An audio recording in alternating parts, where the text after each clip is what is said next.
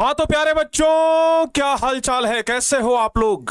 उम्मीद करते हैं कि आप लोग एकदम अच्छे से होंगे और बहुत ही अच्छे तरीके से मन लगा करके एकदम बहुत ही शानदार तरीके से आज इस क्लास को पढ़ने के लिए तैयार होंगे। ऐसे प्यारे बच्चों, ये वाला चैप्टर जब चलता है ना, तो बच्चों को कहना नहीं पड़ता है कि आप लोग मन लगा करके आज पढ़ने के लिए तैयार होंगे। बच्चे इस चैप्टर को ऐसे भी बड़े मन लगा करके पढ़ते हैं। बच्चे इस चैप्टर को बहुत ही मन लगा करके पढ़ते हैं, क्योंकि बच्चों को यह चैप्टर पढ़ने में बड़ा मजा आता है, इंटरेस्ट आता है। उनको लगता है कि पूरे साइंस में one of the best chapter अगर कोई है तो ये रिप्रोडक्शन यानी कि जनन है। बहुत बढ़िया। अक्सर ऑफलाइन वाले शिक्षक जो होते हैं ना, वो इस चैप्टर को छोड़ देते हैं, नहीं पढ़ाते हैं, कहते हैं कि अपने से पढ़ लेना। काहे भाई, अपने से काहे पढ़ ले? जब इस चैप्टर का वेटेज बहुत ज्यादा है, जब इस चैप्टर का वेटेज बहुत ज्यादा है, इस चैप्टर से क्वेश्चन बहुत ज्यादा पूछा जाता है, तो फिर इस चैप्टर को अपने से काहे पढ़ ले? टीचर काहे नहीं पढ़ाएंगे? क्योंकि पढ़ाने में इस चैप्टर को शर्म आती है। क्यों भाई? जब ये सिलेबस का पार्ट है तो फिर शर्म किस बात का? जो चीज सिलेबस में है बस हमें वही तो पढ़ाना है, तो फिर उसमें शर्माना क्यों है? और बच्चों, इस चैप्टर को पढ़ने में ना तो शर्माना है और ना हम पढ़ाने में शर्माएंगे। एकदम अच्छे तरीके से एक एक चीज को समझाते हुए आगे आप लोगों को बताते जाएंगे, ठीक है ना? आइए प्यारे बच्चों, आज हम इस चैप्टर को एकदम शानदार तरीके से, एकदम बेहतरीन तरीके से, एकदम लाजवाब तरीके से शुरू करते हैं। एक एक चीज आपको अच्छे तरीके से समझाते हुए हम आगे बढ़ेंगे। लेकिन सबसे पहले आप लोग इस क्लास को शेयर कर दीजिए। जो भी बच्चे अभी तक अगर इस क्लास को शेयर नहीं किए हैं, तो आप लोगों से हमारा सबसे पहला आग्रह है कि आप लोग जल्दी से क्लास को शेयर कर दीजिए। काहे कि ज्यादा से ज्यादा बच्चे अगर जुड़ करके इस चैप्टर में पढ़ाई करेंगे ना, तो फिर पढ़ाने में भी हमको बड़ा मजा आएगा और आप लोगों को भी पढ़ने में बहुत मजा आएगा। तो फटाफट से एक बार जल्दी जल्दी से आप लोग इस क्लास को शेयर कर दीजिए। अपने पास जितने भी व्हाट्सएप ग्रुप है सब जगह पे आप लोग शेयर कर दीजिए। जितना भी आपके पास व्हाट्सएप ग्रुप है ना, हर एक जगह पे आप लोग शेयर कर दीजिए, ताकि एकदम अच्छे तरीके से एक एक चीज आप लोगों को समझ में आ जाए। प्यारे बच्चों, आप लोगों को हम आज पढ़ाने जा रहे हैं जनन। क्या पढ़ाने जा रहे हैं? जनन। ध्यान से समझिएगा। लेकिन इस जनन चैप्टर का हम एक पॉइंट भी आपको पढ़ाएं उससे पहले आपको बता दें कि प्यारे बच्चों, यह टेस्ट जिसके बारे में हम आप लोगों को बताए थे, यह कल होने जा रहा है। यह टेस्ट होगा कल, और कल हम सुबह सुबह इस पर एक वीडियो डाल देंगे कि कितना बजे से टेस्ट होगा, कौन कौन से विषय का टेस्ट होगा। यह सुबह में आपको वीडियो मिल जाएगा और इसमें आप लोगों को इनाम भी मिलेगा, और इनाम के तौर पर यह सब चीजें जो आप लोगों को मिलने वाला है। तो इसके लिए आप लोगों को तैयार रहना है, ठीक है ना?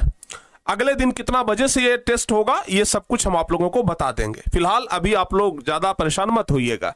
लेकिन इस टेस्ट में वही बच्चे पार्टिसिपेट कर पाएंगे, यह टेस्ट वही बच्चे दे पाएंगे जो क्रैश कोर्स में जुड़े हुए हैं। तो आप लोगों को हम समय भी दिए थे कि जो बच्चे क्रैश कोर्स में जुड़े हुए नहीं हैं, वो सब लोग जल्दी जल्दी से क्रैश कोर्स में जुड़ जाइए, ताकि आप लोग इस टेस्ट को दे सके और टेस्ट को दे करके आप लोग भी इनाम जीतने के हकदार बन सके। तो अगर आप लोग क्रैश कोर्स में एडमिशन नहीं लिए हैं तो बाबू जरूर ले लीजिएगा, ठीक है ना? आइए, आप लोग ना एकदम अच्छे तरीके से आज तैयार रहिएगा इस पूरे क्लास को पढ़ने के लिए। एक एक चीज को आप लोग पढ़ने के लिए तैयार रहिएगा। हम आप लोगों को आज जीव विज्ञान का जनन चैप्टर पढ़ाने जा रहे हैं, ठीक है ना? चैप्टर का नाम है प्यारे बच्चों जनन। ध्यान रखिएगा, चैप्टर का नाम क्या है? जनन। जनन। अगर हम इसके आगे एक अक्षर और लगा दें तो यह बन जाएगा प्रजनन। दोनों शब्द लगभग सेम ही है, दोनों शब्द लगभग सेम ही है। पूरा नाम प्रजनन, शॉर्टकट में बोले तो जनन से भी काम चल जाता है। आपके किताब में यह जो चैप्टर है इस तरीके से है कि जीव जनन कैसे करते हैं। जीव जनन कैसे करते हैं? जीव जनन कैसे करते हैं? कोई भी जीव जनन कैसे करते हैं, चाहे मानव हो जाए, जनन कैसे करते हैं। कोई जीव जंतु, पशु पक्षी, ये सब जनन कैसे करते हैं। यहां तक कि पेड़ पौधे जनन कैसे करते हैं, ये सब कुछ हम आप लोगों को बताएंगे। हालांकि जनन के बारे में आप लोगों को भी जानकारी होगा, ठीक है ना। जनन के बारे में ऐसा नहीं है कि आप लोगों को जानकारी नहीं होगा, जनन के बारे में सब लोगों को जानकारी होता ही होता है। एकदम प्रैक्टिकल बातें कर रहे हैं प्यारे बच्चों। अगर आप लोगों को भी जनन के बारे में जानकारी है तो हम आप लोगों से एक सवाल पूछते हैं, जरा उस सवाल का जवाब बताइएगा। आप लोगों से हम एक सवाल पूछते हैं, लेकिन सबसे पहले आप लोग हमें यह बता दीजिए कि क्या आप लोगों को जनन के बारे में जानकारी है, ठीक है ना। पूरे विस्तार से तो नहीं होगा, ये बात हमें अच्छे से पता है, क्योंकि पूरा चैप्टर हमें पढ़ाना है अभी, और जब पूरा चैप्टर पढ़ा लेंगे तब बढ़िया से आपको जानकारी हो जाएगा। लेकिन जनन के बारे में थोड़ा बहुत 10-20% भी तो जानकारी आप लोगों के पास जरूर होगा। और अगर जानकारी है तो चलिए हमारे एक प्रश्न का आप लोग जवाब बता दीजिए। बाबू प्रश्न ये है कि ऑप्शन ए, ठीक है ना। क्वेश्चन हम आप लोगों से पूछते हैं, चलिए क्वेश्चन पहले क्या है, ठीक है ना।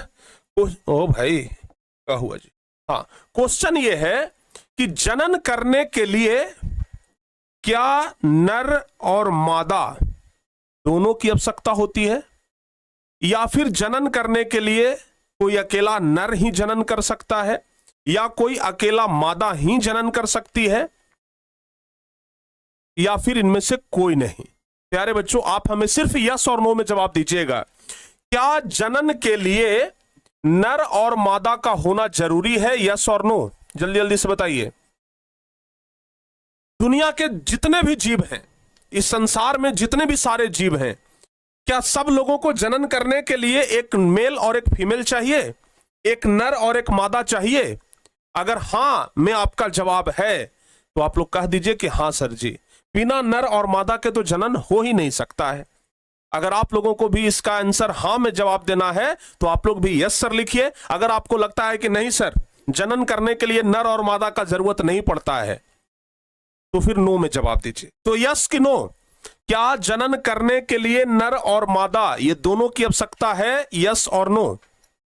अच्छा, जो यस कहने वाले बच्चे हैं ना वो दिल का चित्र भेजेंगे, जो यस कहने वाले बच्चे हैं वो दिल का चित्र भेजेंगे, और जो नो कहने वाले बच्चे हैं वो हाथ वाला पंजा का इमोजी, हाथ वाला पंजा का इमोजी नो कहने वाले, और जो यस कहने वाले हैं वो हार्ट वाला इमोजी। तो जरा जल्दी से, क्योंकि ऐसे यस नो में ना ढक जा रहा है, हमें पता नहीं चल रहा है बढ़िया से, तो आप लोग जरा इमोजी भेज करके बता दीजिए कि कितने बच्चे यस में हैं और कितने बच्चे नो में हैं। जल्दी जल्दी से बाबू।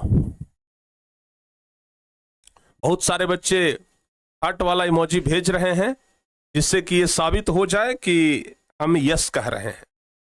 बहुत सारे बच्चे, अरे ब्रोकन हार्ट नहीं बोले थे भाई, सिर्फ हार्ट बोले थे। आप लोग तो ब्रोकन हार्ट भेजते हैं, कितना दिल टूटा है आप लोगों का भगवान जाने हैं। चलिए बताइए जल्दी जल्दी से। अरे वाह, कुछ बच्चे ना दिल वाला इमोजी भेज रहे हैं और कुछ बच्चे पंजा वाला। अब हम बताते हैं। देखो बाबू, दुनिया में जितने भी सारे प्राणी हैं, सब लोगों को जनन करने के लिए नर और मादा की आवश्यकता नहीं होती है, ठीक है ना। सब लोगों को जनन करने के लिए नर और मादा की जरूरत नहीं है। हमारे पृथ्वी पर कुछ ऐसे जीव भी हैं जो अकेले जनन कर ले रहे हैं, मतलब एक ही जीव है और उससे दूसरे जीव का जन्म हो जा रहा है। अच्छा, जनन करते क्यों हैं? यह भी एक बहुत बड़ा सवाल है कि आखिर जनन क्यों जरूरी है। बताइए, जनन आखिर जरूरी क्यों है? जैसे मान लिया जाए हम बोलते हैं कि सांस लेना जरूरी है, तो भाई सांस लेना इसलिए जरूरी है क्योंकि आदमी जीवित रह सके। सांस नहीं लेगा तो आदमी जीवित नहीं रहेगा। हम कहते हैं भोजन क्यों करते हैं, तो भोजन इसलिए करते हैं क्योंकि हम जीवित रह सकें, ठीक है ना। उसी प्रकार से जनन क्यों करते हैं? क्या जनन किए बिना कोई व्यक्ति जीवित नहीं रह सकता है? क्या जीवित रहने के लिए जनन करना बहुत जरूरी है? बताओ बाबू, क्या जीवित रहने के लिए जनन करना बहुत जरूरी है? बताइए जल्दी से। ये जो जनन शब्द है, ध्यान से सुनिएगा, इसको अंग्रेजी में हम लोग कहते हैं, प्रजनन को कहते हैं रिप्रोडक्शन, ठीक है ना। इसी जनन शब्द को प्यारे बच्चों ध्यान रखिएगा, हम लोग इंग्लिश में इंग्लिश में सेक्स भी कहते हैं। क्या बोलते हैं? SEX, ठीक है ना। या फिर हिंदी में इसको संभोग भी कहा जाता है, हिंदी में इसको संभोग भी कहा जाता है, यह भी ध्यान रखिएगा। तो क्या किसी भी व्यक्ति को जीवित रहने के लिए जनन करना जरूरी है? अब आप में से बहुत सारे बच्चे यस कहेंगे, आप में से बहुत सारे बच्चे नो कहेंगे, लेकिन इसका जवाब यह है कि जीवित रहने के लिए जनन करना जरूरी नहीं है। कोई व्यक्ति अगर अपने पूरे जीवन में अगर जन्म ना कर मतलब जनन ना करे, अगर कोई व्यक्ति पूरे जीवन में संभोग ना करे, तो वो व्यक्ति आराम से जीवित रह सकता है, कोई दिक्कत नहीं है, लेकिन उसका अस्तित्व धीरे धीरे खत्म हो जाएगा। अगर जनन क्रिया नहीं होगा, समझिएगा जरा ध्यान से, अगर जनन क्रिया नहीं होगा तो किसी भी जीव का अस्तित्व पृथ्वी पर से समाप्त हो जाएगा। जनन क्रिया नहीं होगा, अगला संतान नहीं होगा, अगला संतान नहीं होगा तो फिर धीरे धीरे अस्तित्व क्या हो जाएगा? खत्म हो जाएगा, ठीक है ना। तो जनन क्रिया के बदौलत ही हमारे पृथ्वी पर किसी भी जीव का अस्तित्व बचा हुआ है, चाहे गाय, भैंस, ऊंट, बकरी, भेड़, मानव, चूहा, बिल्ली, सियार, शेर, बाघ, कुत्ता, बिलाई, कुछ हो बोल लीजिए, ठीक है ना। जितने भी जीव हैं सब लोग जनन करते हैं और जनन करने के बाद अपनी अगली पीढ़ी को जन्म देते हैं। जनन करने के बाद अपनी अगली पीढ़ी को जन्म देते हैं, इसके वजह से उनका अस्तित्व आज पृथ्वी पर मौजूद है।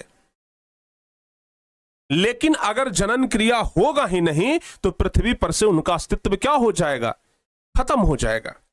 तो जनन क्रिया करना इसलिए जरूरी है ताकि कोई भी जीव अपना अस्तित्व इस धरती पर बचा सके, ठीक है ना। जनन करना इसलिए जरूरी है क्योंकि कोई भी जीव अपना अस्तित्व इस धरती पर बचा सके, यानी अपने जैसे दूसरे संतान को जन्म देने के लिए ही लोग प्रजनन करते हैं। जैसे अगर मानव जनन कर रहा है तो वो अपने जैसे दूसरे संतान को जन्म देने के लिए, अगर गाय, भैंस या फिर मतलब कोई भी जीव जंतु अगर जनन कर रहे हैं, वो इसलिए क्योंकि वो अपने अगले पीढ़ी को जन्म दे सके ताकि उनका अस्तित्व धरती पर रहे। और नहीं तो पता चलेगा कि धीरे धीरे धीरे धीरे धीरे धीरे करते करते अस्तित्व ही खत्म हो गया, पृथ्वी पर से सब स्वाहा, ठीक है ना। तो पृथ्वी पर अपना अस्तित्व बचाए रखने के लिए, पृथ्वी पर अपना अस्तित्व कायम रखने के लिए ही जनन करना जरूरी है। यह बात आपको समझ में आया? बताओ बाबू, तो जनन करना क्यों जरूरी है? अगर आपसे कोई पूछ दे जनन करना क्यों जरूरी है, अगर आपसे कोई पूछ दे तो आप कहेंगे कि जनन करना इसलिए जरूरी है क्योंकि पृथ्वी पर अपना कोई भी जीव अस्तित्व आगे कायम रख सके, ये अपनी यानी कि अपने अगले संतान को जन्म देने के लिए ही लोग जनन करते हैं। क्लियर? क्लियर बाबू? हाँ, यहां तक सारे बच्चों को समझ में आ गया।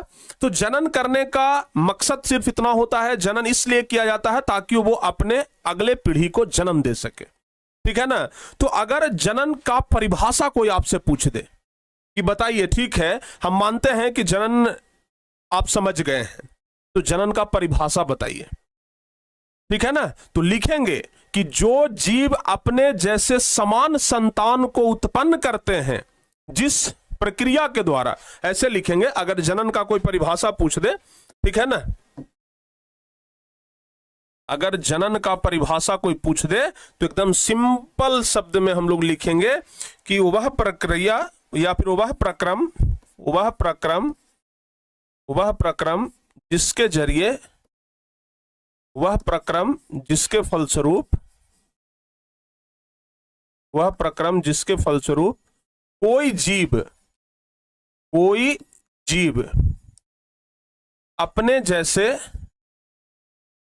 अपने जैसे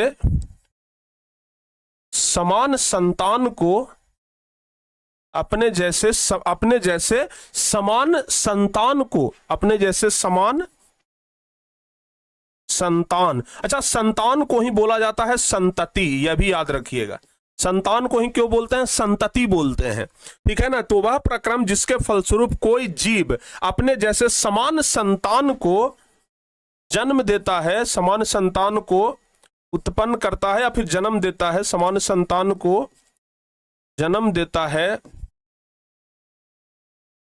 उसे जनन या प्रजनन कहते हैं, उसे ही जनन या प्रजनन कहते हैं। कोई भी जीव अपने जैसे समान संतान को जन्म देता है उसे ही क्या कहते हैं, उसे ही हम लोग जनन या प्रजनन कहते हैं। क्लियर हुआ बाबू यहां तक? कोई भी जीव अपने जैसे समान संतान को जन्म देता है उसे ही जनन या प्रजनन कहते हैं। ठीक है बाबू, बताओ जल्दी से। एक बात और इसी में आप लोग लिख सकते हैं कि जनन के कारण ही कोई भी जीव अपने अस्तित्व को बनाए रखता है। ठीक है ना, लिखिएगा ध्यान से। जनन के कारण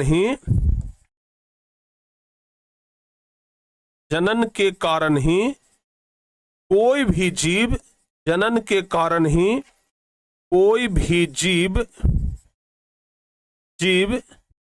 अपने अस्तित्व को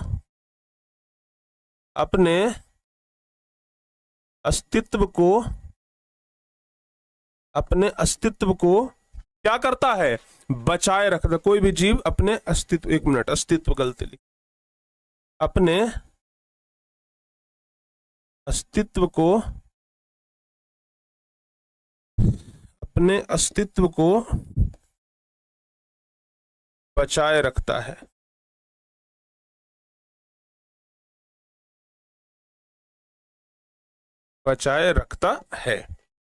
क्लियर हो गया बाबू? यहां तक सारे बच्चों का क्लियर है? अच्छा एक बात आप बताओ हमें, अगर मान लिया जाए कि हम एक एग्जाम्पल लेते हैं किसी भी जीव का, हम एक एग्जाम्पल लेते हैं किसी भी जीव का, जैसे भैंस का एग्जाम्पल लेते हैं, ठीक है ना।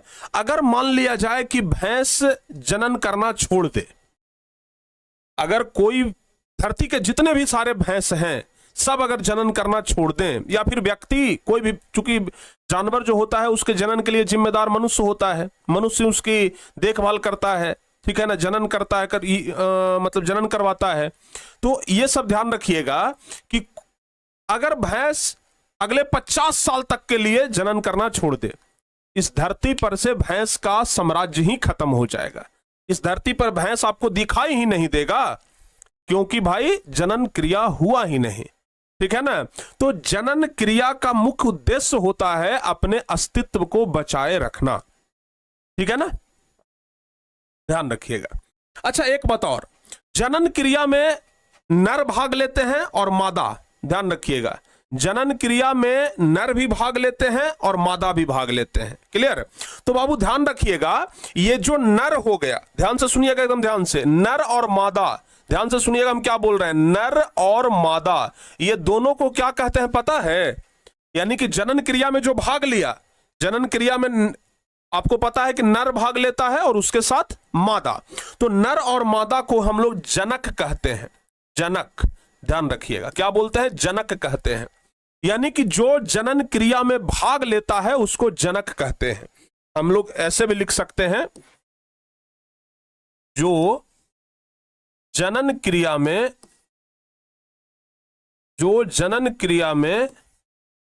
भाग लेता है, जो जनन क्रिया में भाग लेता है उसे जनक कहा जाता है, उसे जनक कहते हैं। जो जनन क्रिया में भाग लेता है उसे क्या कहते हैं? जनक कहते हैं। यानी कि कोई नर और कोई मादा अगर जनन क्रिया में भाग ले रहा है या ले रही है तो उसको क्या कहते हैं? जनक कहते हैं।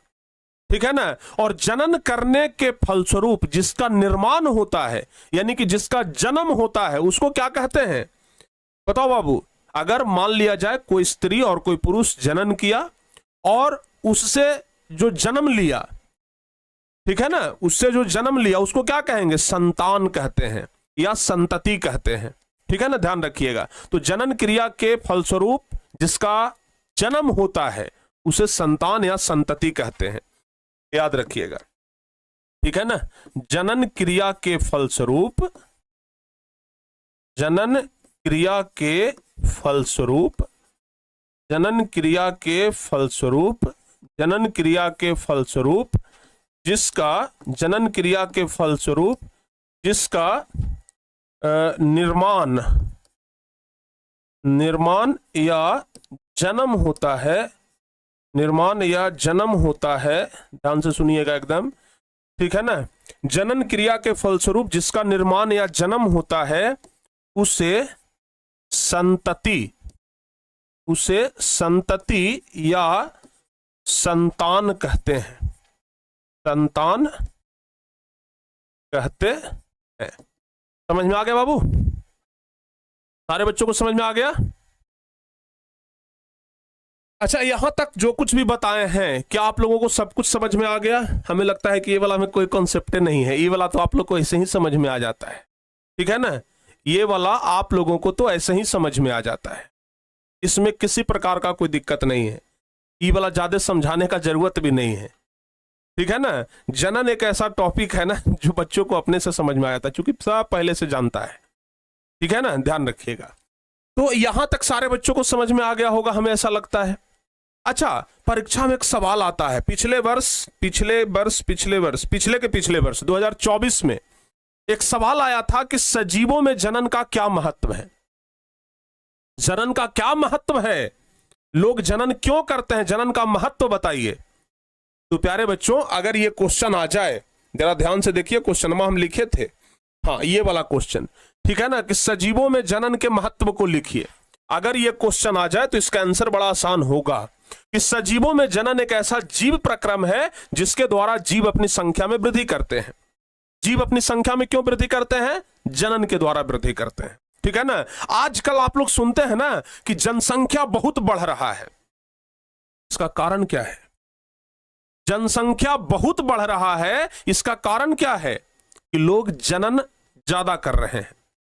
जनसंख्या ज्यादा बढ़ रहा है, इसका मतलब कि लोग जनन ज्यादा कर रहे हैं।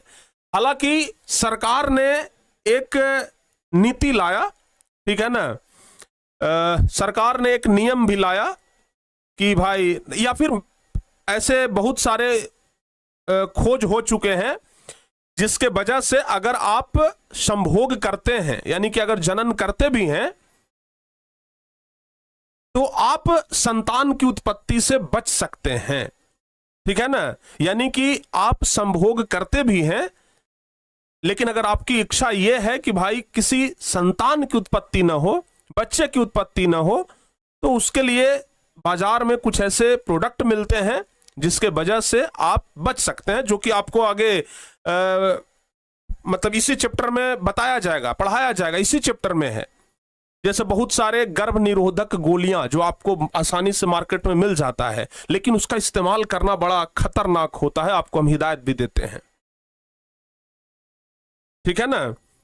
तो गर्भ निरोधक गोलियां जिसका कि मतलब मनाही है, नहीं करना चाहिए, शरीर पर बड़ा बुरा इफेक्ट पड़ता है, शरीर पर बहुत बड़ा इफेक्ट पड़ता है।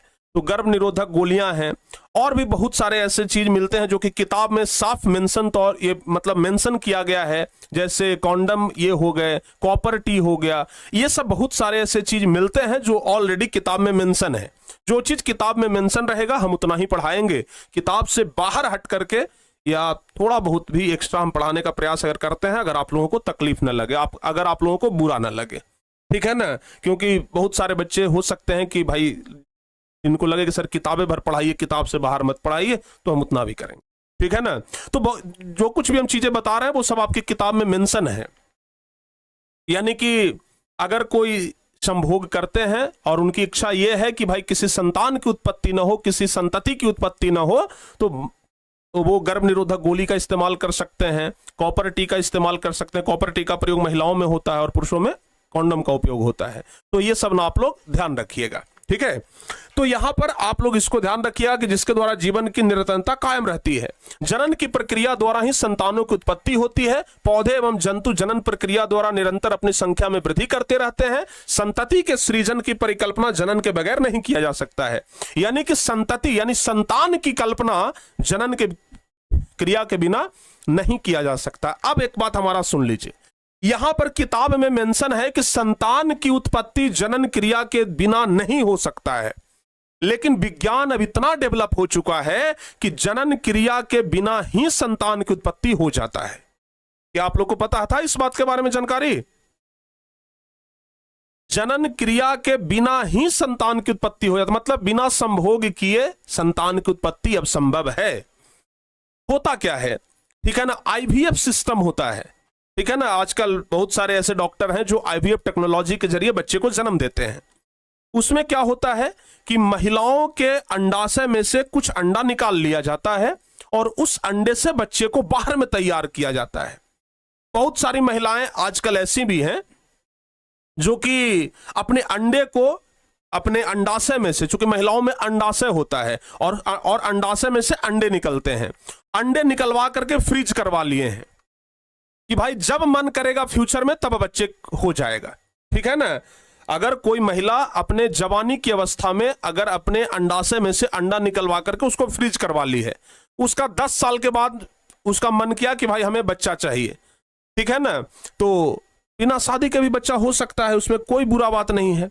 अभी एक भोजपुरी की बहुत लोकप्रिय गायिका थी देवी, देवी नाम है, छठ के गीत भी बहुत गाई है, वो छठ के गीत तक गाई है और अभी इस टेक्नोलॉजी के जरिए उन्होंने एक बच्चे को जन्म दिया। शायद आप लोगों को इसके बारे में पता भी हो, बहुत ज्यादा न्यूज भी ये बना था कि अभी उसका फोटो हम आपको दिखाते हैं, ठीक है ना। एक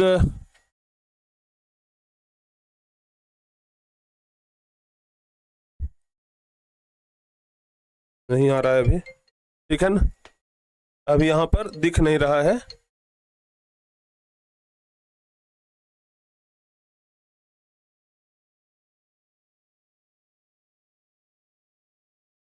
ठीक है बाबू, ध्यान रखिएगा इस बात को। यहां तक सारे बच्चों को समझ में आ गया ना, कभी खुल नहीं रहा है।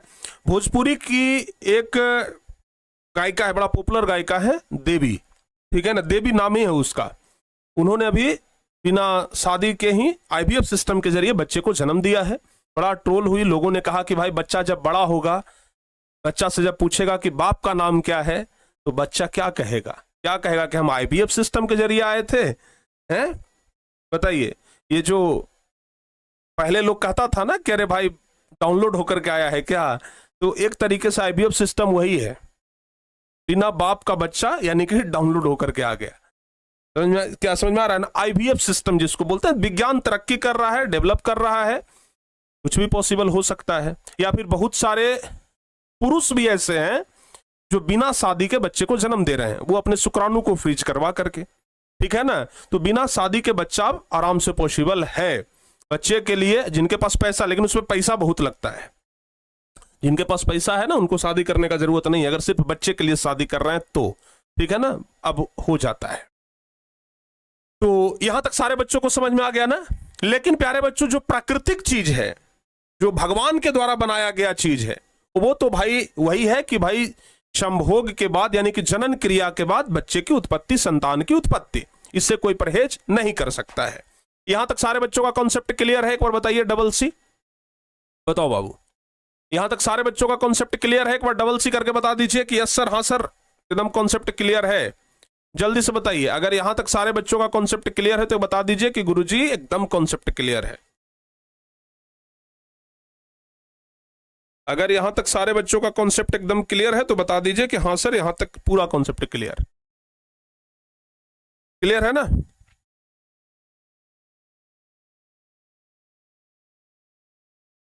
देख भी लिए सर, अरे वाह, आप लोग तुरंत न्यूज चेक कर लेते हैं ना। चलिए, यहां तक क्लियर है ना। अब देखो बाबू, अभी हम जस्ट आपको बता रहे थे, अभी जस्ट हम आप लोगों को बता रहे थे कि जनन क्रिया करने के लिए, समझिएगा, जनन क्रिया करने के लिए यह कोई जरूरी नहीं है कि नर और मादा चाहिए ही चाहिए, ठीक है ना।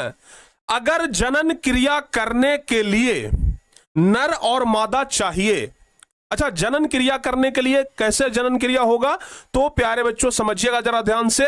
नर का होता है नरलिंग, क्या होता है? नरलिंग, और मादा का होता है मादा लिंग, ठीक है ना, मादा लिंग। तो नरलिंग से मादा लिंग का मिलन होता है, नरलिंग से मादा लिंग का मिलन होता है। तो नरलिंग और मादा लिंग जब आपस में मिलते हैं तो उसी को संभोग या फिर जनन कहते हैं। तो प्यारे बच्चे, चूंकि जनन क्रिया में नर लिंग का मिलन मादा लिंग से हो रहा है, यानी कि इसमें एक लिंग जो है वो दूसरे लिंग से मिल रहा है, तो इसलिए अगर जनन क्रिया में नर और मादा दोनों भाग लेते हैं, समझिएगा जरा ध्यान से, अगर जनन क्रिया में नर और मादा दोनों भाग लेते हैं तो इसको हम लोग कह सकते हैं लैंगिक। चूंकि लिंग इसमें भाग ले रहा है ना, तो इसलिए हम इसको लैंगिक जनन कहते हैं। क्या कहते हैं? लैंगिक जनन कहते हैं। ठीक है ना, इसलिए इसको क्या कहते हैं? लैंगिक जनन कहते हैं। क्लियर हो गया बाबू? बताइए जल्दी से, सारे बच्चों को समझ में आया? बताओ बाबू यहां तक। देखिए, जनन क्रिया में चूंकि नर और मादा, अगर नर और मादा दोनों भाग ले, अगर एक मेल और एक फीमेल, नर को कहते हैं क्या बाबू? मेल, मेल कहते हैं, और मादा को क्या कहते हैं? फीमेल। ठीक है ना, जिसको स्त्री और पुरुष कहते हैं। देखते हैं ना कि अगर, अच्छा कभी ऐसा देखे हैं, शादी हमेशा एक लड़का का एक लड़की के साथ होता है। कभी ऐसा सुने हैं कि मतलब शादी लड़का का लड़के के साथ हो गया, या फिर लड़की का शादी लड़की के साथ हो गया? अगर कोई ऐसा कर भी लेता है ना तो उसको लेस्बियन कहते हैं। ठीक है, बहुत सारा केस ऐसा मिलता है कि कोई लड़की लड़की से शादी कर ली, कोई लड़का लड़का से शादी कर लिया। ठीक है ना, तो उसको लेस्बियन कहा जाता है कि समान लिंग वाले के प्रति आकर्षित होना। ऐसे लोग जो आकर्षित होते हैं वो विपरीत लिंग वालों के प्रति आकर्षित होते हैं। ये बात आप लोग को पता होगा। अगर कोई लड़का है तो वो लड़की के प्रति आकर्षित होगा, अगर कोई लड़की है तो वो लड़के के प्रति आकर्षित होगी। यानी कि अपने से विपरीत लिंग वाले के प्रति कोई आकर्षित होता है। लेकिन अगर कोई समान लिंग वाले के प्रति आकर्षित हो रहा है, कोई लड़की अगर किसी लड़की के प्रति ही आकर्षित हो रही है, ठीक है ना, कोई लड़का अगर किसी लड़के के प्रति ही आकर्षित हो रहा है, तो उसको लेस्बियन कहा जाता है। ये बात आप लोग ध्यान रखिएगा। ऐसे आमतौर पर जो प्रकृति का नियम है तो वो एक नर एक मादा दोनों मिल करके आपस में संभोग करते हैं, और इसलिए चूंकि नर का नरलिंग और मादा का मादा लिंग इसमें भाग ले रहा है, इसलिए इसको लैंगिक जनन कहा गया। लेकिन प्यारे बच्चों एक बात और समझिएगा, ठीक है ना, लेकिन एक बात और समझिएगा कि कुछ जीव ऐसे होते हैं जिसमें नर और मादा का जरूरत नहीं पड़ता है। ठीक है ना, मतलब एक ही जीव, या तो नर अकेले वो जन्म मतलब अपने से अगले संतान को जन्म दे दिया, या फिर मादा अकेले अपने से अगले संतान को जन्म दे दी, यानी कि नर और मादा का जरूरत नहीं पड़ता है।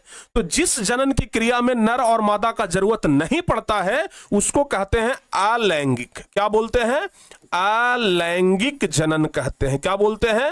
अलैंगिक जनन बोलते हैं। तो दो प्रकार के जनन हुआ, एक तो हो गया यहां पहला नंबर लैंगिक जनन, और यहां दूसरा नंबर हो गया अलैंगिक जनन। ठीक है ना बाबू? सर किन्नर क्या होता है? देखो बाबू, जो किन्नर है ना उसको थर्ड जेंडर कहा जाता है। किन्नर को क्या कहा जाता है? Third gender. जैसे कोई अगर मेल है तो वो क्या है? पुरुष है। ठीक है ना, उसके पास नर लिंग है। अगर कोई फीमेल है तो वो मादा है, उसके पास मादा लिंग है। लेकिन जो किन्नर होता है उसके पास न तो नरलिंग होता है और न ही मादा लिंग होता है। ठीक है ना, यानी कि वो पुरुष और स्त्री दोनों के बीच का चीज है। ना तो वो पुरुष है ना तो वो स्त्री है। ठीक है ना, वो क्या है? इसलिए उसको हम लोग क्या बोलते हैं? किन्नर बोलते हैं। ऐसे तो बोलने के लिए बहुत सारे लोग बहुत तरह का चीज बोल देते हैं, लेकिन बोलना नहीं चाहिए। किन्नर समाज भी एक समाज है जिसमें सोचने समझने की क्षमता है। अरे भगवान ने आपको पुरुष बनाया, भगवान ने किसी को महिला बनाया, वैसे ही भगवान ने बेचारे को किन्नर बनाया। तो ऐसा नहीं है कि वे लोग अलग प्रजाति हैं, तो मानव बुद्धि उनमें भी है, विवेक उनमें भी है, सोचने की क्षमता उनमें भी है, फीलिंग्स उनमें भी होती है। तो भाई उन लोगों को कुछ बुरा भला नहीं कहना चाहिए। ठीक है ना, ये बात ध्यान रखिएगा। कभी भी उन लोगों को कुछ भी उल्टा सीधा नहीं बोलना चाहिए। बहुत सारे लोग उनको अलग अलग नामों से चिढ़ाते हैं, जो कि नहीं चिढ़ाना चाहिए। बल्कि ऐसा हमारी समाज में ऐसी धारणाएं हैं, हमारी समाज में ऐसी मान्यताएं हैं कि जो किन्नर समाज के लोग होते हैं उनसे आशीर्वाद लेना चाहिए। उनका आशीर्वाद सीधे सीधे पड़ता है। ठीक है ना, तो हमेशा किन्नर समाज अगर मिले तो कोशिश करिए कि उनसे आशीर्वाद लें। ठीक है ना, उनसे मुंह ना लगाइए। ठीक है ना, उनको कुछ उल्टा सीधा ना बोलिए, आपके लिए बहुत फायदा होगा। ऐसी मान्यता है। ठीक है ना, हम अपना पर्सनली बता रहे हैं। हमें जहां पर भी किन्नर समाज के लोग मिलते हैं तो जो किन्नर समाज के लोग मिलते हैं तो कुछ पैसे मांगते हैं कि भाई पैसे दे दीजिए। तो मांगते तो बहुत ज्यादा है, लेकिन जितना भी आपसे हो पाए उनको दीजिए और बदले में कहिए कि आशीर्वाद दीजिए। ठीक है ना, किन्नर समाज के लोग कहीं भी मिले ना तो बदले में कहिए कि आशीर्वाद दीजिए। ऐसा नहीं है कि आप पैसा लेकर के छोड़ दीजिए, पैसा के बदले में हमको कुछ नहीं, बस आशीर्वाद चाहिए। किन्नर अगर दिल से आशीर्वाद देते हैं ना तो वो पल जाता है, मिल जाता है, लग जाता है, ध्यान रखिएगा। क्लियर? चलिए, तो अभी हम आपको क्या बताएं कि जनन में अगर नर और मादा भाग ले रहा है तो उसको कहते हैं लैंगिक जनन, और अगर नर और मादा भाग नहीं ले रहा हो तो उसको कहते हैं अलैंगिक जनन। समझ में आया? यानी कहने का क्या मतलब हुआ? कहने का मतलब हुआ, एक मिनट बाबू जरा सा लाइट बंद हो।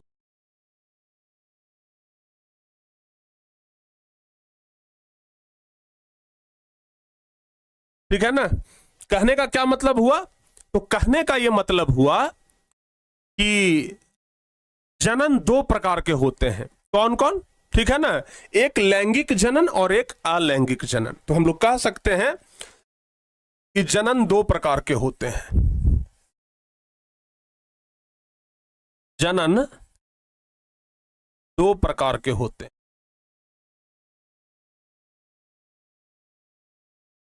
जनन कितने प्रकार के होते हैं? दो प्रकार के होते हैं। कौन कौन?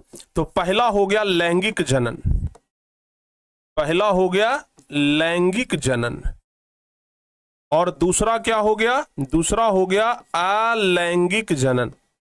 दूसरा हो गया अलैंगिक जनन। तो पहला हो गया लैंगिक जनन और दूसरा हो गया अलैंगिक जनन। ठीक है ना? अच्छा, अब इसमें एक चीज आप लोग बहुत शॉर्टकट में याद रखिएगा।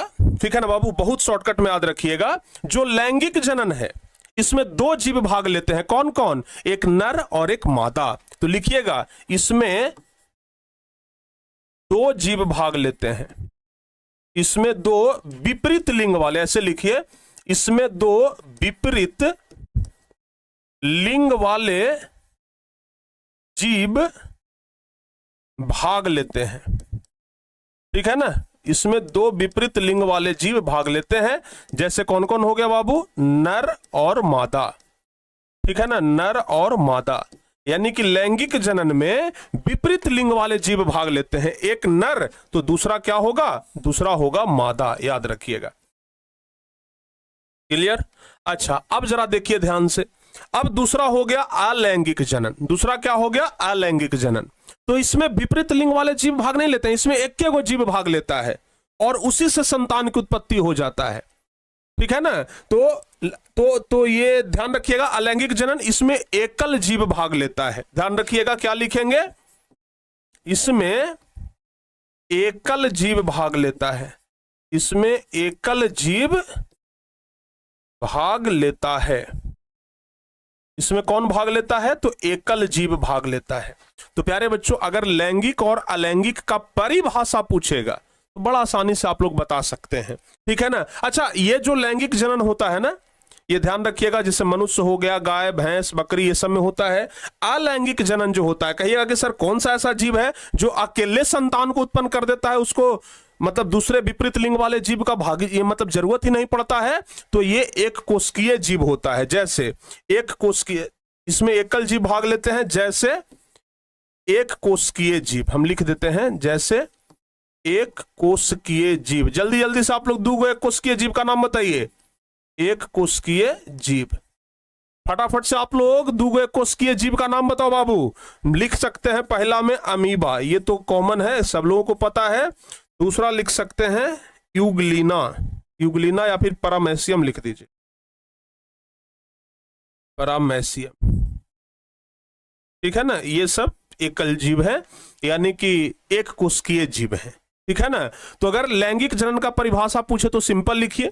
अगर लैंगिक का परिभाषा पूछे तो सिंपल लिखिए कि जनन की वो वैसी प्रक्रिया जिसमें, ये जनन की वैसी प्रक्रिया जिसमें विपरीत लिंग वाले जीव भाग लेकर के नए जीव का निर्माण करते हैं, उसको कहते हैं लैंगिक जनन। और इसका अलैंगिक जनन का तो लिखेंगे कि जनन की वैसी प्रक्रिया जिसमें दो विपरीत जीव, ये दो विपरीत लिंग वाले जीव भाग न लेकर सिर्फ एकल जीव भाग लेते हैं, तो उसको क्या कहते हैं? अलैंगिक जनन। जैसे कोई एक कोशिकीय जीव हो गया।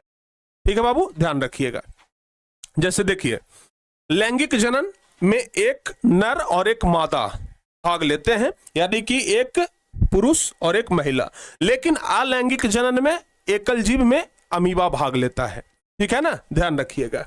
देखिए बाबू, अलैंगिक जनन होता क्या है? जनन की वैसी प्रक्रिया जिसमें एकल जीव भाग लेकर के नए जीव का निर्माण करता है, अलैंगिक जनन कहलाता है। और लैंगिक जनन में क्या होता है? दो विपरीत लिंग वाले जीव भाग लेते हैं। अब कहिएगा कि सर यह अकेले कैसे जनन कर लेता है? आपके मन में यह सवाल आएगा कि नहीं आएगा कि सर ये जो है अमीबा, यह अकेले कैसे कर लेता है? अमीबा अकेले बाबू जनन क्रिया में भाग नहीं लेता है, अकेले भाग नहीं लेता है। आप ऐसा समझिए, कुछ देर के लिए आपको बताते हैं। जैसे मान लिया जाए कि कोई पुरुष है, अगर कोई पुरुष और कोई स्त्री को बच्चे को जन्म देना हो, या फिर कह सकते हैं कि संतान की उत्पत्ति करना हो, तो क्या करेगा भाई? ये लोग आपस में जनन करेंगे, उसके बाद है ना संतान का उत्पत्ति होगा। जनन करने के बाद क्या होता है? गर्भधारण होता है, फिर 9 महीने तक बच्चा ये गर्भ में रहता है, 9 महीने के बाद संतान की उत्पत्ति होती है। तो ये होता है लैंगिक जनन में। लेकिन अलैंगिक जनन में ऐसा नहीं होता है। अलैंगिक जनन कैसे होता है आपको हम बताते हैं, जरा देखिए। जैसे मान लिया जाए ये क्या है? अमीबा है। हम इसको अमीबा कुछ देर के लिए मान लेते हैं। ऐसे तो ये पेपर है, लेकिन आप लोग मैथ के स्टूडेंट हैं, मान लीजिए कि ये क्या है? अमीबा है। इसको आप कुछ देर के लिए क्या मान लीजिए? अमीबा मान लीजिए। अब कहिएगा कि सर ठीक है, हम इसको अमीबा मान लिए। अब बताइए कि अकेले कैसे संतान का उत्पत्ति करेगा? बताइए, अकेले संतान का उत्पत्ति कैसे करेगा? एगो से दूगो कैसे होगा अकेले? भाई बताइए ना, एगो से दूगो कैसे होगी? कैसे अपने बच्चे को जन्म देगा? ये अपने बच्चे को जन्म देने के लिए कुछ करता वर्ता नहीं है, अपने शरीर को ही बांट के 2 भागों में कर लेता है। यानी कि ये जो अमीबा है ना, ये क्या करेगा? अपने शरीर को 2 भागों में बांट लेगा। लीजिए भाई, 2 गो बन गया। और ज्यादा करना है और अपने शरीर को ही बांट लेगा। लीजिए, और अधिक करना है और ये अपने शरीर को बांट लेगा। मतलब एक कोशिकीय जीव अपने शरीर का विभाजन कर लेते हैं। आप देखिए इस फोटो में, एगो अमीबा था, धीरे धीरे धीरे धीरे करके ये 2 गो बन गया। तो बताइए, एकरा में नर और मादा की जरूरत पड़ेगा? इसमें तो नर और मादा की जरूरत नहीं पड़ेगा। ये तो भाई अकेले काफी है। समझ में आ गया ना? ये तो अकेले काफी है। तो लैंगिक जनन में 2 जीव भाग लेते हैं और अलैंगिक जनन में 2 जीव भाग नहीं लेते हैं। बताओ बाबू, क्लियर है? तो आप हमें इतना बता दीजिए। अच्छा, एक बात और आप लोग को बता देते हैं। अच्छा, आप हमें इतना बता दीजिए, आप लोगों को हम एक एग्जाम्पल देते हैं, जरा बताइएगा। एकदम सिंपल नॉर्मल सा क्वेश्चन पूछते हैं। चूहा लैंगिक जनन करता है कि अलैंगिक जनन करता है? जल्दी से जवाब बता दीजिए। चूहा लैंगिक जनन करता है कि अलैंगिक जनन करता है? जल्दी से बता बाबू। चूहा लैंगिक जनन करता है कि अलैंगिक जनन करता है? जैसे देख लीजिए जरा ध्यान से, ये चूहा है, ठीक है ना? ये चूहा है, ये चूहा है, और आप देख रहे हैं कि चूहे का ढेर सारा बच्चा है ना? चूहिया, और ये चूहिया का ढेर सारा बच्चा है। ये लैंगिक जनन के फलस्वरूप बच्चे को जन्म दिया कि अलैंगिक? बताओ बाबू, लैंगिक जनन के फलस्वरूप बच्चे को जन्म दिया है कि अलैंगिक जनन के फलस्वरूप? जल्दी से बताइए।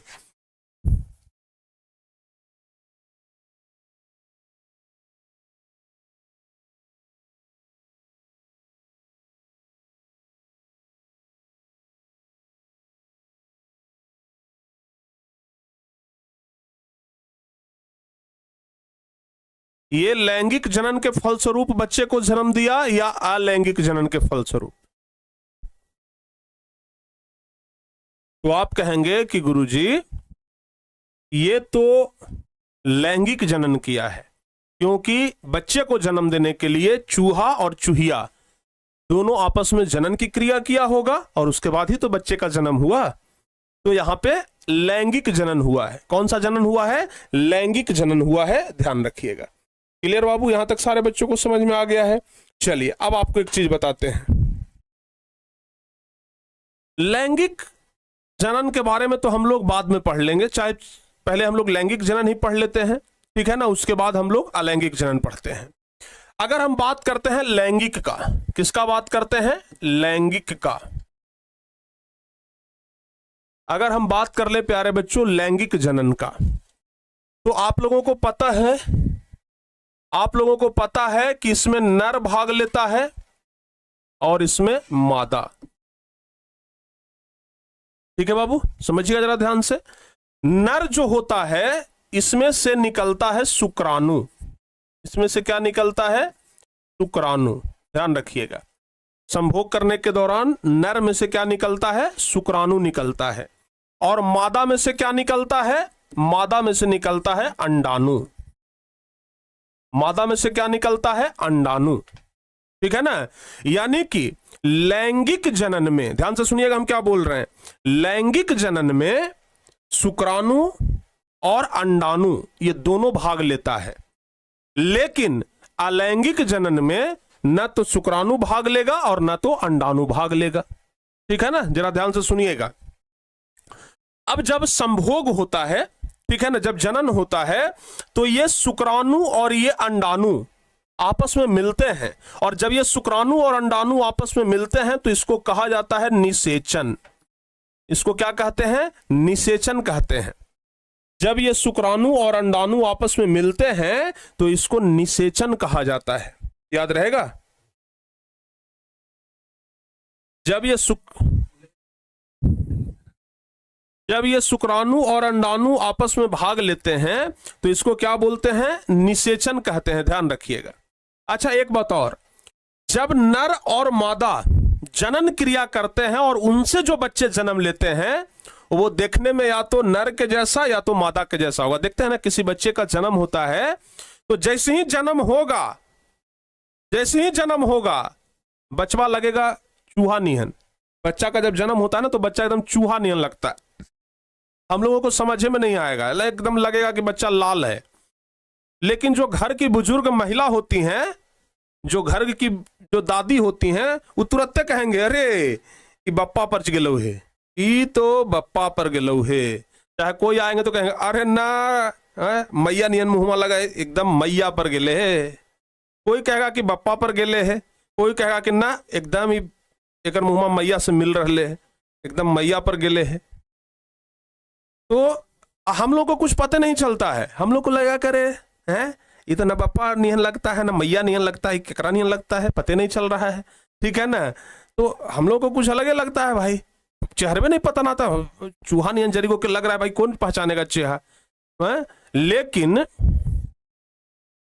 ओह निषेचन लिखा गया जी, निषेचन हम बोले ना, निषेचन। ध्यान रखिएगा।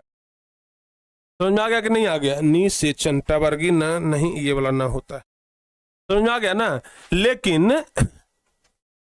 एक बात तो एकदम आपको मानना पड़ेगा कि लैंगिक जनन में जो बच्चे का जन्म होता है, ध्यान से सुनिएगा हम क्या बोल रहे हैं, लैंगिक जनन में जो बच्चे का जन्म होता है वो या तो बाप पर जाएगा या तो माए पर जाएगा। यानी कहने का मतलब कि जो संतान जन्म लिया वो जनक के जैसा होता है, चाहे माए के जैसा हो चाहे बाप के जैसा हो, लेकिन होगा किसके जैसा? जनक के जैसा ही। ठीक है ना। अच्छा, लैंगिक जनन में क्या होता है कि शुक्राणु और अंडाणु भाग लेता है। तो शुक्राणु जो नर है, नर से बनता है नर युग्मक। क्या बनता है? नर युग्मक। और मादा से क्या बनता है? मादा युग्मक। मादा से क्या बनेगा? मादा युग्मक। ठीक है ना। तो नर से नर युग्मक और मादा से मादा युग्मक। ठीक है। तो लैंगिक जनन में नर युग्मक का निर्माण होता है और मादा युग्मक का निर्माण होता है। ठीक है ना, ध्यान रखिएगा। यानी कि लैंगिक जनन में युग्मक का निर्माण होता है, लेकिन अलैंगिक जनन में युग्मक का निर्माण नहीं होता है। अभी आपको बताए कि लैंगिक जनन में, अच्छा एक बात और, यहां पर ना आप लोगों को हम एकदम सीधा सीधा सब कुछ दिखाते हैं, एकदम जरा ध्यान से देखिएगा। हम आपको बता रहे हैं सबसे पहले लैंगिक जनन। ओहो हो, देखिए फोटो हुआ, देखिए यह है शाहरुख खान, आई है शाहरुख खान के बेटा। देखिए तो चेहरवा नहीं मिल रहा है, चेहरवा मिल रहा है कि नहीं मिल रहा है? चेहरवा मिल रहा है ना बाबू। तो इसका मतलब कि लैंगिक जनन है। जनक के समान, ये बेटा है ये बाप है, तो जनक के समान एकदम दिख रहा है कि नहीं दिख रहा है? जनक के समान दिख रहा है, यानी कि लैंगिक जनन। तो लैंगिक जनन का कुछ गुण होता है। अभी आपको बताएं कि लैंगिक जनन में नर के तरफ से शुक्राणु भाग लेता है और मादा के तरफ से अंडाणु भाग लेता है। बताया ना कि नर के तरफ से शुक्राणु और अंडाणु भाग लेता है। इसमें निषेचन, चूंकि शुक्राणु और अंडाणु मिलते हैं तो निषेचन का क्रिया होता है। तो बाबू ध्यान रखिएगा कि लैंगिक जनन में शुक्राणु भाग लेता है, अंडाणु भाग लेता है, और जब दोनों मिलता है तो निषेचन का क्रिया होता है। बता दिए। अच्छा, आपको यह भी बता दिए कि जो संतान उत्पत्ति होता है वो आनुवांशिक रूप से जनक के जैसा होता है। यानी कि जो बच्चा जन्म लेता है ना, जो बच्चा जन्म लेता है वो एकदम अपने जनक के जैसा, यानी कि माए बाप के जैसा दिखता है। ठीक है। और ये जो प्रक्रिया है बड़ा जटिल प्रक्रिया है, ये बड़ा आसान प्रक्रिया नहीं है। ये जो प्रक्रिया है वो बहुत आसान प्रक्रिया नहीं है, बहुत जटिल प्रक्रिया होता है। ये भी आप लोग साथ ही साथ ध्यान रखिएगा। इसमें युग्मक का निर्माण होता है और इसमें दो विपरीत लिंग वाले जनक भाग लेते हैं, यानी कि एक नर और एक मादा। तो इस तरीके से ये लैंगिक जनन का गुण हो गया। अब सीधे इसका उल्टा कर दीजिएगा तो अलैंगिक जनन का गुण हो जाएगा। ठीक है ना, इसका उल्टा करिएगा तो ये अलैंगिक जनन का गुण हो जाएगा। यानी कि अगर कोई आपसे पूछ दे कि अलैंगिक जनन का गुण बताइए तो एकदम लैंगिक का उल्टा मार देंगे। लैंगिक में शुक्राणु भाग लेता था, यहां पर शुक्राणु भाग नहीं लेगा। ठीक है बाबू।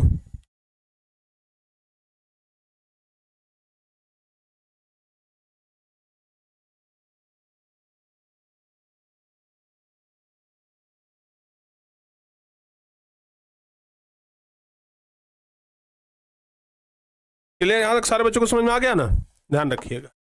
लैंगिक जनन में शुक्राणु भाग लेता था, यहां पे शुक्राणु भाग नहीं लेगा। लैंगिक जनन में अंडाणु भाग लेता था, लेकिन अलैंगिक में अंडाणु भाग नहीं लेगा। लेकिन अच्छा, जब शुक्राणु और अंडाणु भागे नहीं लेगा तो निषेचन का क्रिया नहीं होगा। जब शुक्राणु और अंडाणु भाग नहीं लेगा तो निषेचन का क्रिया भी नहीं होगा।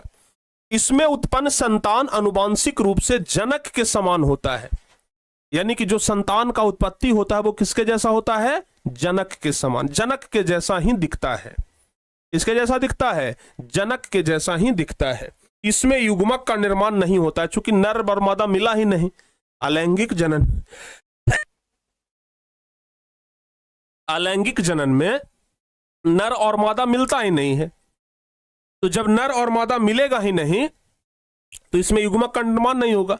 नर मिलता है तो नर युग्मक, मादा मिलता है तो मादा युग्मक बनता है, लेकिन नर और मादा मिल ही नहीं रहा है तो युग्मक का निर्माण नहीं होगा।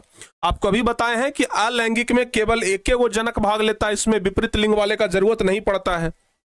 इसमें नर और मादा का जरूरत नहीं पड़ता है, आपको इतना तो समझा दिए हैं। इसमें एक वो जीव भाग लेता है और यह सरल जीवों और पादपों में होता है।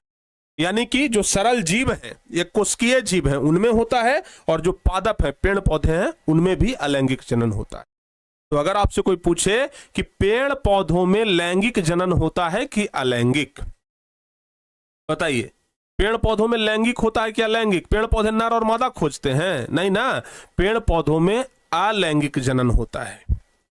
पेड़ पौधों में कौन सा जनन होता है? अलैंगिक जनन होता है। ठीक है बाबू, याद रहेगा, ध्यान रखिएगा। ठीक है ना।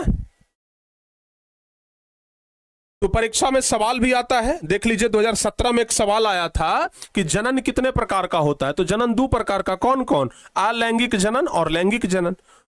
जनन की वैसी प्रक्रिया जिसमें एकल जीव भाग लेता है, मतलब एक जीव भाग लेकर के नए जीव का निर्माण करता है, उसको अलैंगिक जनन। और जनन की वैसी प्रक्रिया जिसमें दो विपरीत जीव आपस में भाग लेकर के नए जीव का निर्माण करता है, उसको क्या बोलते हैं? लैंगिक जनन बोलते हैं। क्लियर?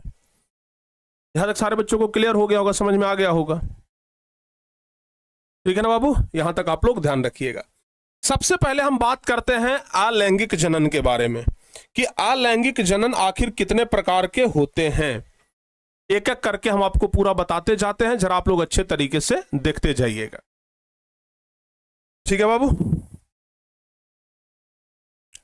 अच्छा, अभी जस्ट हम आप लोगों को बताए हैं कि जैसे ये कोई अमीबा है, ठीक है ना, ये अमीबा क्या होगा कि दो भाग में डिवाइड हो जाएगा, तो ये दो गो बन जाएगा। बहुत बार ये दो गो से ज्यादा भी बन सकता है, लीजिए तीन तीन गो बन गया। कुछ बार ऐसा होगा कि ये चार गो बन जाएगा, लीजिए चार गो बन जाएगा।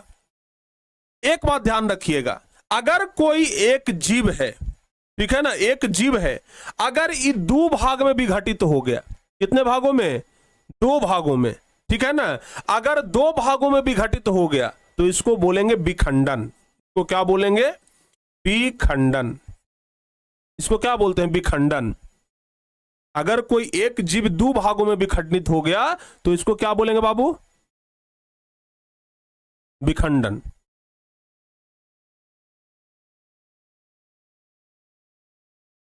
समझ में आ गया?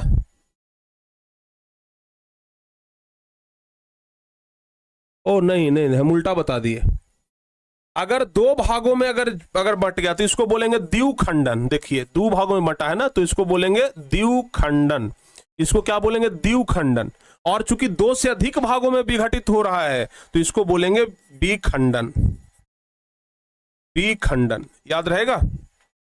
2 भागों में अगर विघटित हो जाए तो बोलेंगे द्विखंडन, 2 से अधिक भागों में तो विखंडन, और अगर बहुत सारे भागों में विघटित हो जाए तो इसको बोलेंगे बहुखंडन। क्या बोलेंगे? बहुखंडन। तो सबसे पहला तो ध्यान रखिएगा कि विखंडन, द्विखंडन और बहुखंडन, ठीक है ना, ये 3 चीज आप लोग ध्यान रखिएगा। तो बाबू सबसे पहला प्रकार यही होता है, विखंडन, द्विखंडन और बहुखंडन, ठीक है ना। अलैंगिक जनन की प्रमुख विधियां निम्नलिखित है।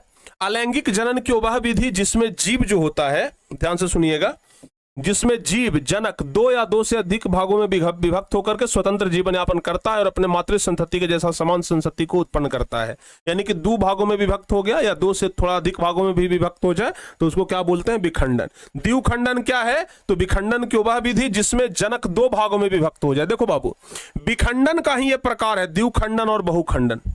ये बात आप लोग ध्यान रखिएगा। विखंडन, सबका तो विखंडन ही हुआ है, लेकिन विखंडन का ही प्रकार है द्विखंडन और इधर बहुखंडन। याद रखिएगा, 2 भागों में बंट गया तो द्विखंडन, 2 से अधिक भागों में बंट गया तो बहुखंडन। समझ में आ गया ना? ध्यान रखिएगा। यानी कि विखंडन जो है इसी का प्रकार है, एक द्विखंडन और एक बहुखंडन। अगर आपसे पूछे कि विखंडन कितने प्रकार के, तो 2 प्रकार के। कौन कौन? द्विखंडन और बहुखंडन, ठीक है ना, ध्यान रखिएगा। तो बाबू यहां पर द्विखंडन और बहुखंडन आप लोग याद रखेंगे।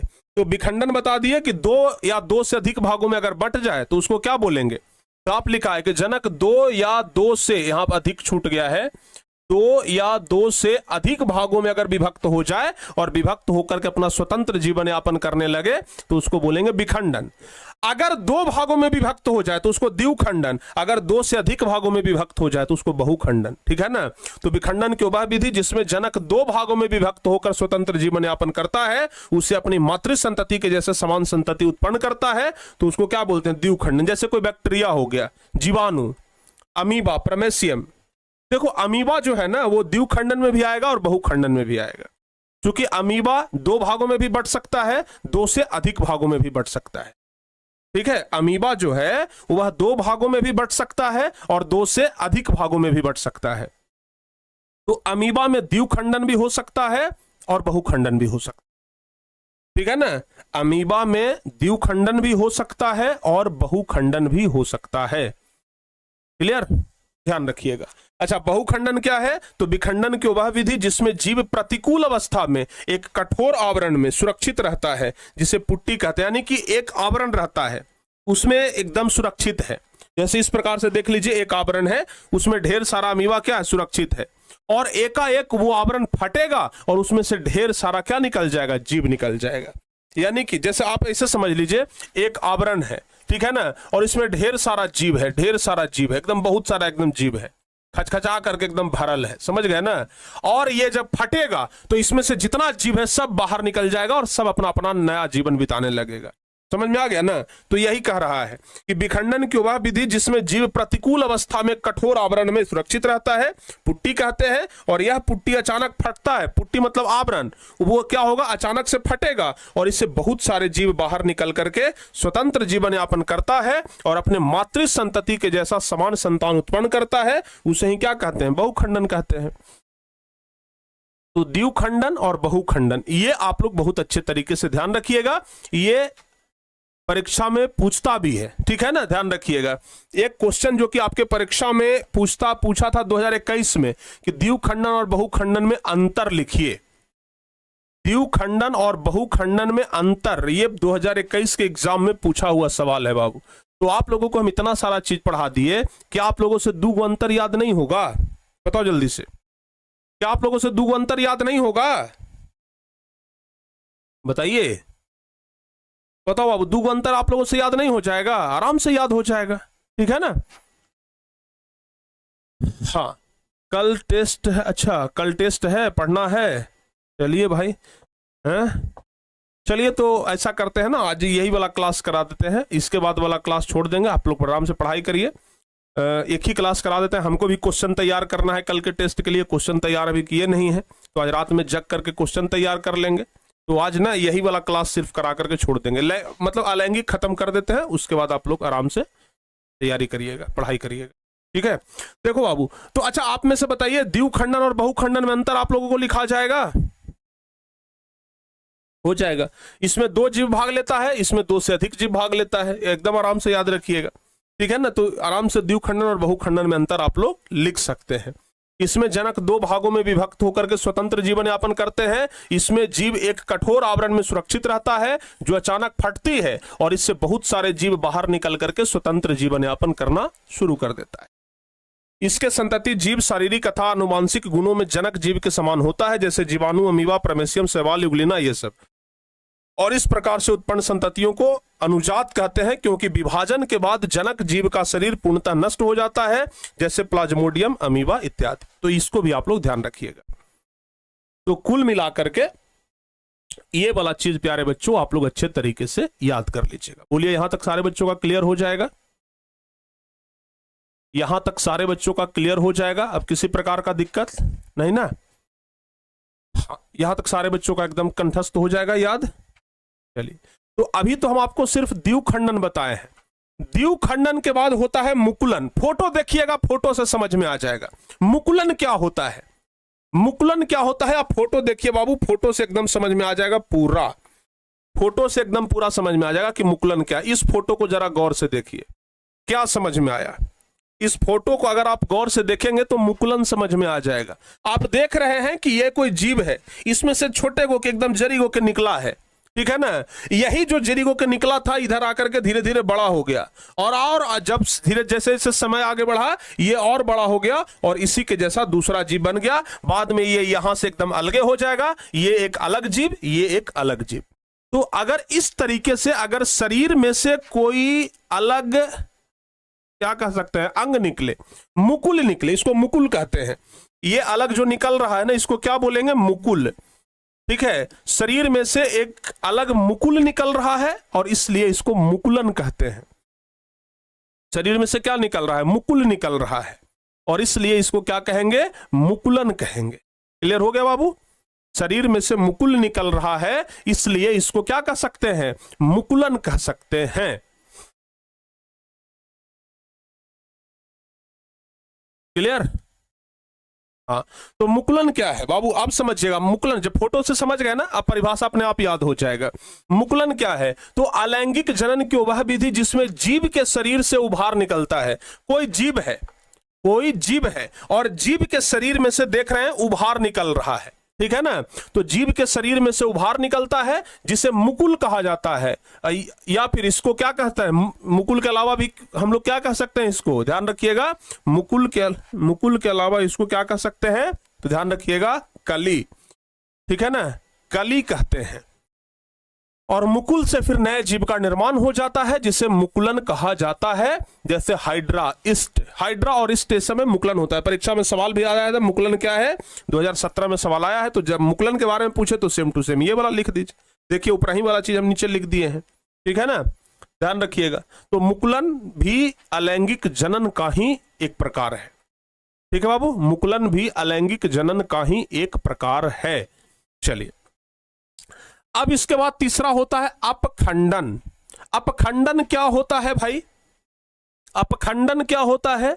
अपखंडन मतलब होता है, जैसे देख लीजिए कोई एक जीव है, इतना लंबा कोई जीव है, ठीक है ना? इतना लंबा प्यारे बच्चे कोई जीव है इस तरीके से, ठीक है ना? इतना लंबा कोई जीव है इस तरीके से, ठीक है ना? इस तरीके से कोई जीव है। और ये क्या होगा, इसका शरीर अपने से बंट जाएगा। जैसे मान लिया जाए इतना लंबा जीव है, अब देख लीजिए एक गो जीव था और कितना जीव बन गया, देख लीजिए ये एक अलग जीव, ये एक अलग जीव, ये अलग जीव, ये अलग जीव, ये अलग जीव, मतलब एक से 5 गो जीव बन गया। तो इसको हम लोग कहते हैं अपखंडन। इसको क्या कहते हैं, अपखंडन कहेंगे। इसको क्या कहेंगे, अपखंडन कहेंगे। तो बउआ याद रखिएगा कि जब कोई जनक का शरीर 2 हिस्सों में टूट जाए और दोनों हिस्से अपना स्वतंत्र जीवन व्यतीत करने लगे तो उसे अपखंडन कहते हैं। ठीक है ना। जब कोई जनक का शरीर 2 हिस्से में टूट जाए और दोनों हिस्सा अपना अलग जीवन व्यतीत करने लगे तो उसे क्या कहेंगे, अपखंडन कहेंगे। ठीक है। अच्छा, अब उसके बाद होता है पुनर्जनन या पुनरुद्भवन। ठीक है ना। जैसे छिपकली को आप लोग देखते हैं, छिपकली का पूंछ कटता है फिर नया पूंछ जन्म जाता है। देखे है ना, छिपकली का पूंछ कटेगा नया पूंछ जन्म जाएगा, जिसको पुनर्जनन कहते हैं। ध्यान रखिएगा। तो लिखेंगे अलैंगिक जनन की वह विधि जिसमें जीव शरीर के कटे भाग से नए जीव का विकास कर लेता है। पूंछी कट गया है लेकिन फिर से नया पूंछ निकल जाएगा, तो इसको पुनर्जनन कहते हैं। जीवों में जो क्षतिग्रस्त या खोया हुआ अंग है या कोशिका, उसको फिर से विकसित करने की प्रक्रिया पुनर्जनन कहलाता है। जैसे प्लेनेरिया, अमीबा, हाइड्रा, फीता कृमि, छिपकली, ये सब याद रखिएगा। ये क्वेश्चन भी आया है कि पुनर्जनन क्या होता है, 2021 में पूछा गया है। पुनर्जनन क्या होता है, ये 2021 में पूछा गया सवाल है, इसको ध्यान रखिएगा। ठीक है ना। चलिए अब उसके बाद आते हैं थोड़ा सा आलू पर। वो आलू को आप लोग देखे हैं, आलूआ को काट करके लगा दीजिएगा। जैसे मान लिया जाए कि एक आलू है, इसको 2 भाग में काट दीजिए, दोनों को मिट्टी में लगा दीजिए, देखिएगा कि दोनों से नया पौधा बन गया। जो प्याज है, प्याज को काट दीजिए, नया पौधा बन जाएगा। गन्ना, आप लोग गन्ना का खेती देखे हैं, गन्ना का एक पौधा उसको 10 भाग में काट दीजिए और 10 को लगा दीजिए, मतलब एक पौधा से 10 पौधा बन जाएगा। ठीक है ना। तो इस प्रकार की क्रिया को बोलते हैं कायिक जनन। क्या बोलते हैं, कायिक जनन बोलते हैं, या इसी को बोलते हैं कायिक प्रवर्धन। कायिक जनन या कायिक प्रवर्धन इसी को बोलते हैं। गुलाब का फूल आपको लगाना होता है, कैसे लगाते हैं, गुलाब का एगो पंखुड़ी तोड़ करके लाते हैं और उसको मिट्टी में लगा करके पानी से पटा देते हैं, बस हो गया, नया पौधा बन जाता है। तो इसको बोलते हैं कायिक जनन या कायिक प्रवर्धन। ठीक है ना। तो याद रखिएगा, अलैंगिक जनन की वह विधि जिसमें जड़, तना, पत्ती के माध्यम से नया पौधा का विकास किया जाता है। जड़, तना, पत्ती के माध्यम से अगर नया पौधा का विकास हो, अगर जड़, तना या पत्ती के माध्यम से नया पौधा का विकास हो तो उसको क्या बोलेंगे, कायिक जनन बोलेंगे। देख रहे हैं ना, इसमें 2 जीव का भाग पड़ रहा है, इसमें मतलब एक नर लिंग और एक मादा लिंग का जरूरत तो नहीं पड़ रहा है, आराम से ये हो जा रहा है भाई, एकल जीव भाग ले रहा है। आलू को हम अगर मिट्टी में लगा देंगे तो आलूआ क्या कहेगा कि एगो हमको नर आलू चाहिए, चाहे कहेगा कि हमको मादा आलू चाहिए। आलू काट दिए, वो अपने से पौधा बन जाएगा, उससे ढेर सारा आलू हो जाएगा, उसको नर और मादा का जरूरत नहीं है, क्योंकि वहां पर अलैंगिक जनन हो रहा है, लैंगिक जनन नहीं हो रहा है। तो अलैंगिक जनन की वह विधि जिसमें जड़, तना, पत्ती के माध्यम से नया पौधा का विकास किया जाता है, कायिक जनन कहलाता है। जैसे गुलाब, अंगूर, आलू, प्याज, लहसुन, ये सब हो जाएगा। कायिक जनन का परिभाषा भी परीक्षा में पूछा है बाबू। देखिए 2 वर्ष ये सवाल आया है, 2019 में भी और 2022 में भी 2 बार ये पूछा गया है कि बताइए कायिक प्रवर्धन क्या है, कायिक जनन क्या है। तो आराम से बता दीजिएगा कि अलैंगिक जनन की वह विधि जिसमें जड़, तना, पत्ती के माध्यम से नया पौधा का विकास होता है।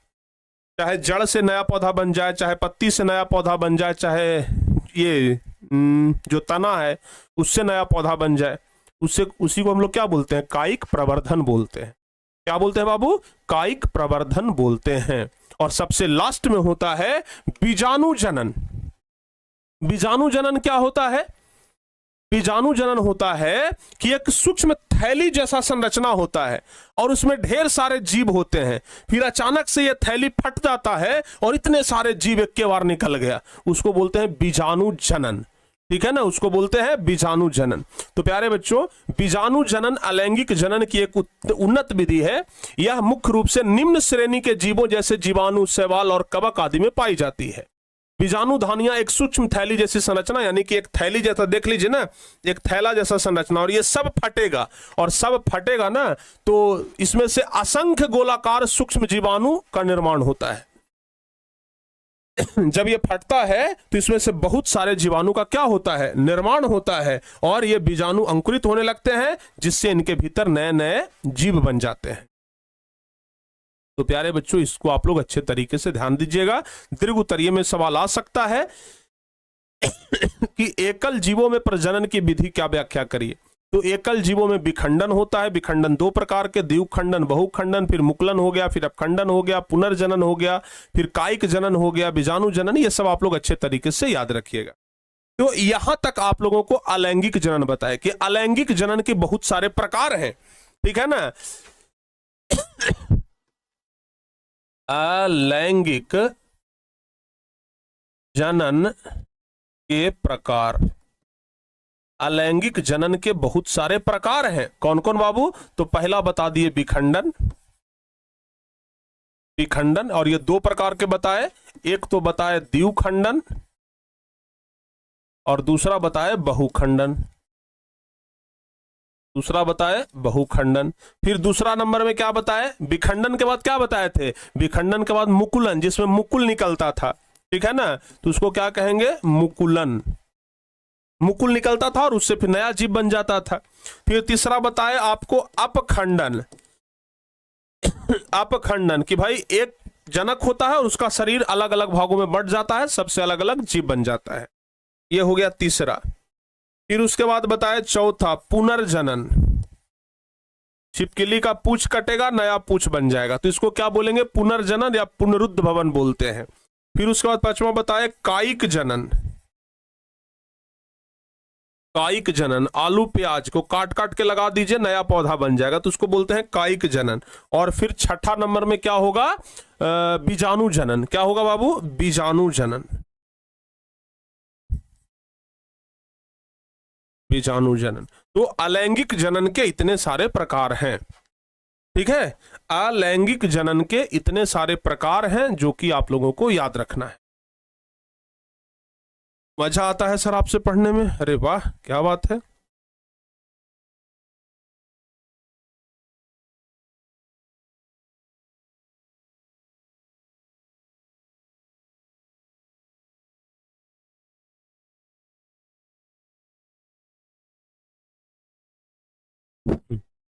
बहुत बढ़िया। तो प्यारे बच्चों, यहां तक सारे बच्चों को समझ में आ गया है? तो एक बार जल्दी से बता दीजिए कि हाँ सर जी, सब कुछ समझ में आ गया। अगर यहां तक सभी बच्चे को समझ में आ गया है तो एक बार कह दीजिए कि हाँ सर, पूरा समझ में आ गया। आ गया ना? तो अब आप लोगों को अलैंगिक जनन हम पूरा पढ़ा दिए। अब असली मजा कल से है लैंगिक जनन पढ़ने में। आज तो पेड़ पौधा एक कोशिकीय जीव के बारे में ही पढ़ने में लग गए। कल से प्यारे बच्चों हम लोग आते हैं लैंगिक जनन में, और लैंगिक जनन के बारे में हम आप लोगों को कल बताएंगे, ठीक है ना। आज हम आपको अलैंगिक भी बता दिए और लैंगिक भी बता दिए, ठीक है ना। लैंगिक और अलैंगिक दोनों आज हम आपको क्या कर दिए हैं? अच्छे से बता दिए हैं। लैंगिक और अलैंगिक में अंतर लिखना अगर हो तो बड़े आराम से आप लोग लिख सकते हैं, ठीक है ना। लैंगिक जनन के बारे में अगर लिखना हो तो बड़े आराम से, देखिए एक तरफ लैंगिक और एक तरफ अलैंगिक, आराम से आप लोग लिख लेंगे, ठीक है ना। किसमें शुक्राणु भाग लेता है लेकिन उसमें शुक्राणु भाग नहीं लेता है, इसमें अंडाणु भाग लेता है उसमें अंडाणु भाग नहीं लेता है। जब ये दोनों भागे लेता है तो निषेचन का क्रिया होगा, इसमें ये दोनों भाग नहीं लेता है तो निषेचन नहीं होगा। इसमें यह जटिल प्रक्रिया है, वो आसान प्रक्रिया है। इसमें युग्मक का निर्माण होता है, उसमें युग्मक का निर्माण नहीं होता है। तो आराम से हम लोग लैंगिक और अलैंगिक में अंतर लिख सकते हैं, ठीक है ना। आराम से हम लोग लिख सकते हैं। तो प्यारे बच्चों, कुल मिलाकर के आपका आज का ये क्लास अब हम यहीं पे समाप्त करेंगे। कल यानी कि जब अगली क्लास में हम आपसे मिलेंगे तो एकदम बेहतरीन तरीके से आपको लैंगिक जनन पढ़ाएंगे। और कल के लिए आप लोग तैयारी करिए, परीक्षा की तैयारी करिए, कल टेस्ट होने वाला है उसका तैयारी करिए। मिलते हैं अगली क्लास में प्यारे बच्चों। हंसते मुस्कुराते हुए मन लगा करके पढ़ाई करिएगा ताकि कल के टेस्ट में ज्यादा से ज्यादा नंबर आपका आ सके।